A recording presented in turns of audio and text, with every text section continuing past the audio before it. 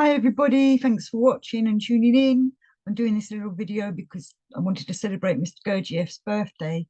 He always said it was to celebrate St. George's Day. In England, it's a different day, but anyway, there was always debate about whether it's January the 12th or January the 13th. Nobody really knows when Gurdjieff was born.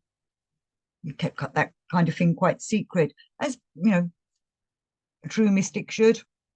He doesn't need other people going and trying to study him and analyze him through his birth chart.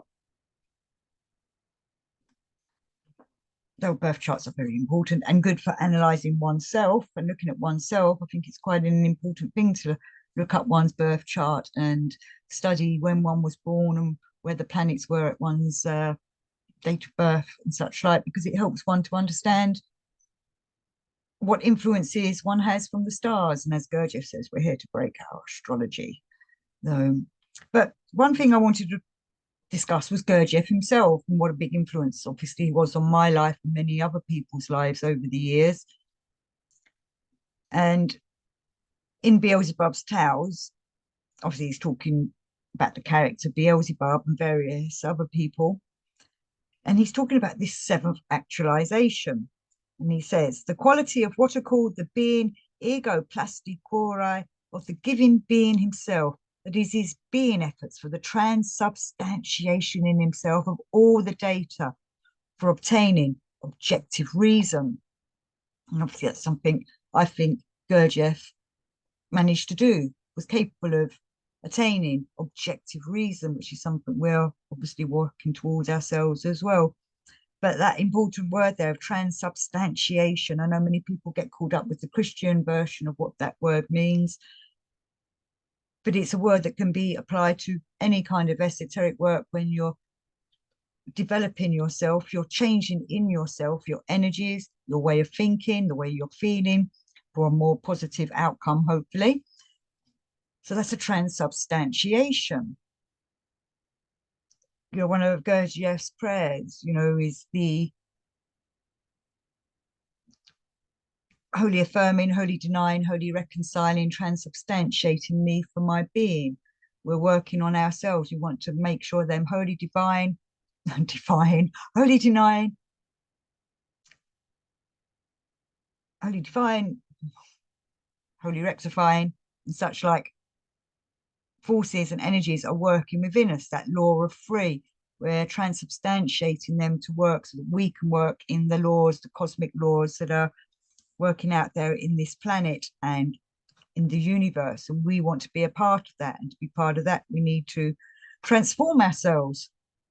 And as he calls it here, the old ego plasticure, which he discusses a lot throughout his book of Gurdjieff's Tales. I'm just going to quickly look it up in my ego plasticori. I then decided to tell you everything about them in such a way so that they should be crystallized in you for your future being associations, the required ego plasticori. So it's something that we need within us, this ego plasticori. The ego, plastic obviously in them dirt words was more, not about plastic that's in plastic bottles, but plasticity. It's movable, Corey. I have a feeling that's something to do with a book, but we're changing within ourselves, that transubstantiation. And he goes on in Beelzebub's Tales 1165 to 1166.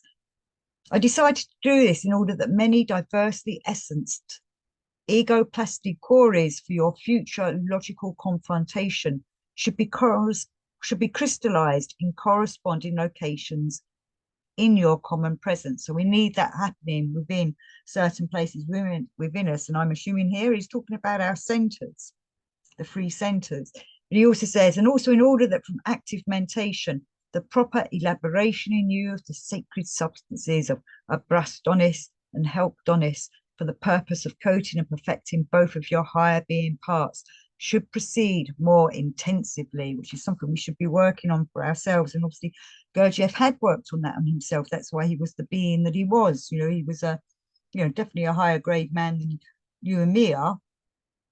He's working upon himself so that he's transubstantiating all the energies that are coming at him, whether they're from the outer world, the inner world, other people, things he's encountering in life, or them cosmic substances coming from on high, them higher being substances that are coming down to us constantly, but we need to reach up to them to get them, to receive them. And Gurdjieff was just that kind of man that could do this and worked on this. And so he could, obviously it must be very difficult for him to try and pass this on to other people that don't quite understand it. Some did, obviously he had people that he managed to help work on themselves, yes, not and Araj, J.G. Bennett and such like. And then they can pass on the knowledge that we can then intake that knowledge and transubstantiate it in ourselves into wisdom. And with Gurdjieff, he's talking about obviously wholly affirming, wholly denying, wholly reconciling.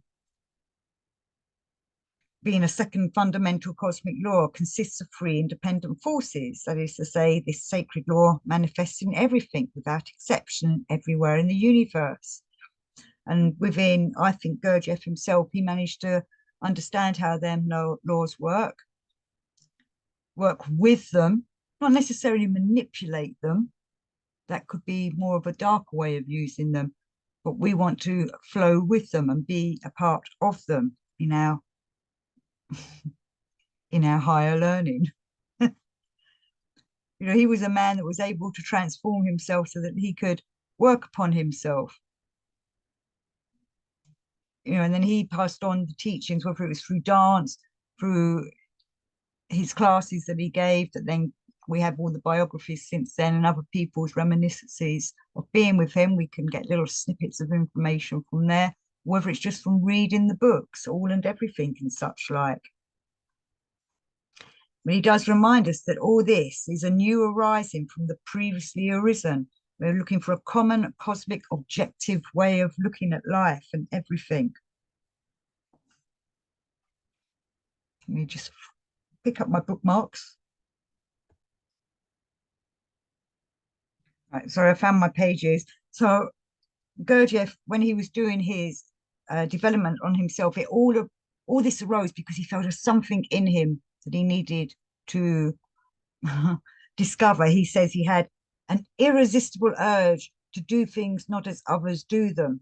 And this kind of, in a way, was leading him down his path of learning and understanding and putting together the knowledge that created the wisdom that made him aware of what the universe was about and how he developed, obviously, what we now call the fourth way up. I don't know if I like that word myself. I think he only used it once or twice.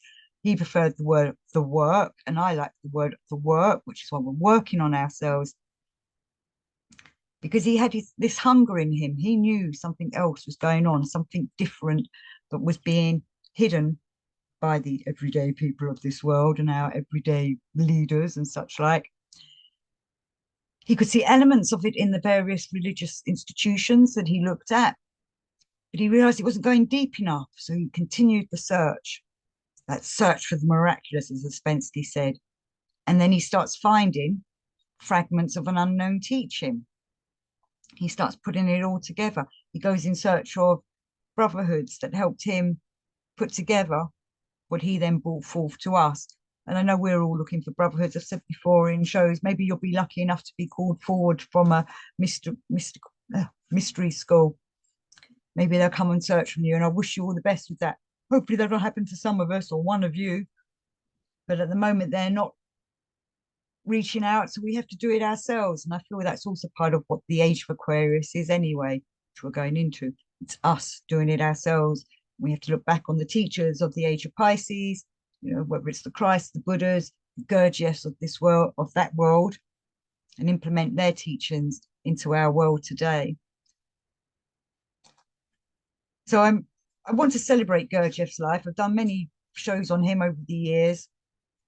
I want to encourage people to go and discover him for themselves. I know there's many biographies about him. I know many people are looking for a wonderful guru that has no faults, but everyone has faults. He is a higher man than the rest of us, as I was saying. The only person with no faults really is a man number 7, which I believe is Christ. Can you attain to be a Christ? Did Gurdjieff attain to be a Christ? No, he didn't quite, but he did enough to develop himself, and I'm sure his Kesjan body developed enough so that his soul continued on and he didn't get caught up in the reincarnation cycle. And I hope that he looks down upon all of us that do the work. And if we ask for his help, I'm sure he's there with a helping hand and a listening ear. Happy birthday, Mr. Gurdjieff. Many happy solar returns. And for those of you that took the mickey out of me for saying to people many happy solar returns of the day on their birthdays, it's because the sun's returned to the day of when you was born. You know, that year is a whole year of the sun it takes to go round. So many happy returns of the sun, Mr. Gurdjieff, to your birthday, if it really is your birthday, whenever it is. Well, thank you for all the work you've done. Now, thank you guys for watching and listening, and look forward to speaking to you again soon. And happy birthday to all you guys throughout the year. Obviously, I don't know when all your birthdays are. Can't always do birthday greetings to everyone. But when it is your birthday, I wish you many happy returns of the day.